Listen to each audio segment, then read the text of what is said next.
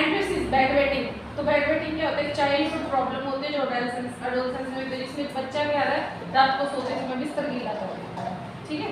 जब ये 5 साल तक ये मतलब ये सॉरी जब ये 2 साल तक रहती है प्रॉब्लम, तो एक नेचुरल फिनोमिना होता है, क्योंकि 2 साल तक हम बच्चे को टॉयलेट ट्रेनिंग देते ही हैं।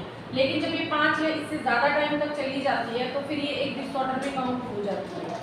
तो इसके जो है कितने टाइप का होता है, ये 33% गर्ल्स में 70% बॉयज में पाई जाती है।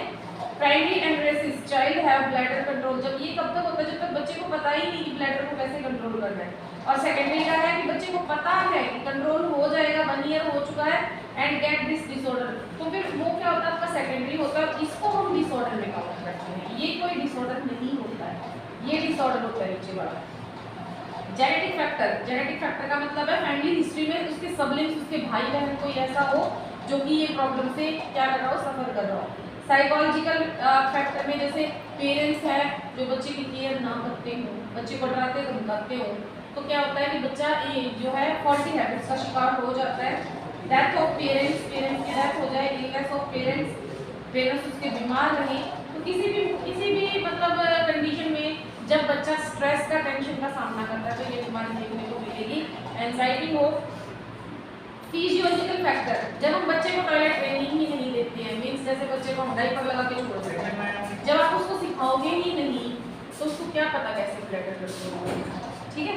ऑर्गेनिक कोज, ऑर्गेनिक कोज बच्चा किसी प्रॉब्लम से, किसी मतलब नॉन कम्युनिकेबल डिजीज से सफर कर रहा हो, उसकी ड्रग, उसकी मेडिसिन ले रहा हो, तो केमिकल रिलीजमेंट की वजह से क्या होता है, जो यूरिन है वो बच्चा बहुत जल्दी जल्दी पास करता है, तो कई बार नींद के नशे में उसको पता नहीं चलता है।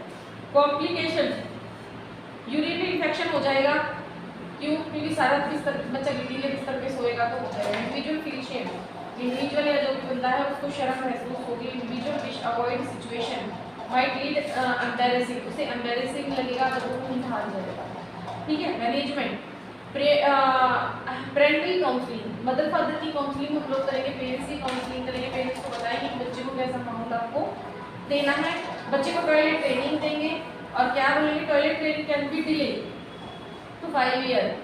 जो बच्चा मेंटली रिटार्डेड है उसकी भी टॉयलेट ट्रेनिंग हम 5 साल तक करवाते हैं, अदरवाइज पहले ही बता देंगे। बिहेवियर को मॉडिफाई करेंगे बच्चे को, जैसे कि हर 1 घंटे का मान लो अलार्म बजर है, फिर कर लो, सेट कर दो, धीरे धीरे बच्चे की मानसिकता उस पर सेट हो जाएगी जैसे कंडीशनिंग में होती है, ठीक है। या फिर क्या करो, बच्चे को शाम को बाथरूम करा के, अगर दूध वगैरह पीता है तो उसको शाम को बाथरूम करवा के और देन सुलाओ, तो फिर बच्चा रात को बेड गीला नहीं करता, वो सुबह ही उठेगा। ड्रग्स है, ये ड्रग्स आपकी ऑक्सीबिकिन देंगे उसको। सिचुएशनल मैनिपुलेशन, बच्चा रात को जितनी बार भी उठता है या ये बोलता है कि मुझे बाथरूम करना है, तो ये माँ बाप की ड्यूटी है उसको बाथरूम करना है। रेस्ट्रिक्ट फ्लूइड, वाटर में खास करके गर्म दूध बच्चे को सोते टाइम कभी नहीं देना चाहिए। क्यों नहीं देना चाहिए कि इससे जो यूरिन का फ्लो है वो बहुत ज़्यादा हो जाता है। अगर आपको देना है तो कम से कम 1.5 या 2 घंटे पहले आप ऑफर करो। Avoid certain kinds of spices, ज़्यादा मसाले, लेमन जूस है ये नहीं देनी चाहिए बच्चे को टाइम में, सॉइल को छोड़ दें। स्कूल फोबिया, जब बच्चा स्कूल जाने से डरता है। पीटियोलॉजी, बच्चा बीमार हो, कोई एक्सीडेंट हो जाए बच्चे के साथ स्कूल में, जैसे बॉयज़ को स्कूल में बच्चे परेशान करते हो, कोई चोट लग जाए।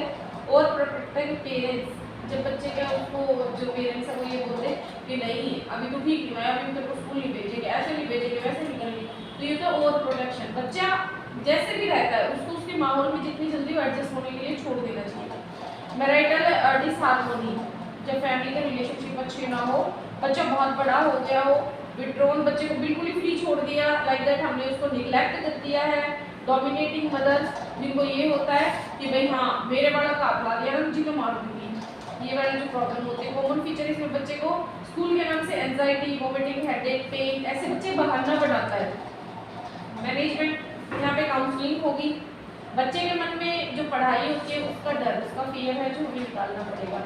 बच्चे को एडजस्ट की टेक्निक सिखानी होगी। कॉपरेशन, स्कूल जो स्टाफ है उसके साथ थोड़ा सा कॉपरेशन हमें करना पड़ता है कि बच्चे को थोड़ी सी प्रोटेक्शन दी जाए कि भाई उसका थोड़ा ध्यान रखा जाए, वो डर रहा है स्कूल आने से। ड्रग्स है, हम इस कंडीशन में नहीं देते हैं, अगर देंगे तो सिर्फ बच्चे की नींद को कंट्रोल करने के लिए या वो सो जाए, ज़्यादा ब्रेन पे प्रेशर ना दें। Learning therapy, family therapy, behaviour therapy, ये थेरेपी देंगे। स्लीप डिसऑर्डर,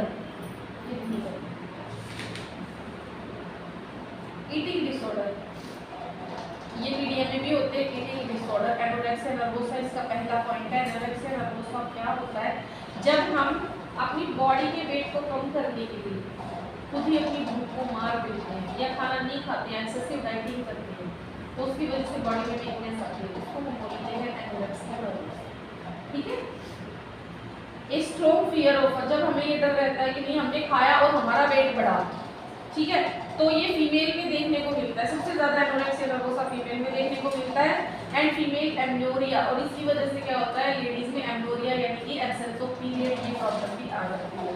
तो ये आपका एनोरेक्सिया नर्वोसा होता है। इससे बॉडी में क्या क्या चेंजेस होते हैं, तो फिजिकल और इन्होंने बिहेवियर दे रखे हैं, आप कैसे भी लिखो, कोई भी लिखो, कोई प्रॉब्लम नहीं है। तो क्या है, प्री ऑक्यूपेशन विद फूड, लगातार हमें भूख लगती रहेगी, स्लो ईटिंग, धीरे धीरे बंदा खाना खाएगा, डिप्रेशन में रहेगा, एनर्जी बॉडी में आएगी नहीं, सेक्सुअल इंटरेस्ट कम हो जाएगा, सोशल विड्रॉल, जो ज़्यादा पतला हो उसका समाज में उसको बाइकाट कर देता है, लेकिन ऐसा कुछ नहीं है। हाँ, ये एक भी बोल तो देते ही है, ठीक है। उसके बाद है इंटेलेक्चुअल फंक्शन, अपना फिजिकल, सोशल, मेंटल कोई भी फंक्शन बंदा नहीं कर पाएगा। उसके बाद है पुअर जजमेंट, उसकी जजमेंट की पावर भी क्या हो जाएगी, कम हो जाएगी, क्योंकि बॉडी की भी अपनी कुछ नीड है, अगर आप उनको पूरा नहीं करोगे तो इसका हर्जाना आपको भुगतना पड़ेगा। फिजिकल एग्जामिनेशन, तो फिजिकल एग्जामिनेशन में क्या क्या आएगा आपका, फिजिकल एग्जामिनेशन में slow pulse rate, hypertension, fever है, रेस्टलेसनेस, एंजाइटी, ठीक है, lack of interest, lack of focus, memory loss, ये सारी प्रॉब्लम्स हैं जो रहेंगी। उसके बाद है मैनेजमेंट, गुड मॉर्निंग। तो मैनेजमेंट में हम लोग क्या क्या करेंगे, सबसे पहले एनोरेक्सिया नर्वोसा का ट्रीटमेंट, यानी कि जो वेट कम करने की जो लालसा है वो देखो बुरी नहीं है, लेकिन उसके लिए बिल्कुल न्यूट्रिशन को छोड़ देना ये गलत चीज़ है।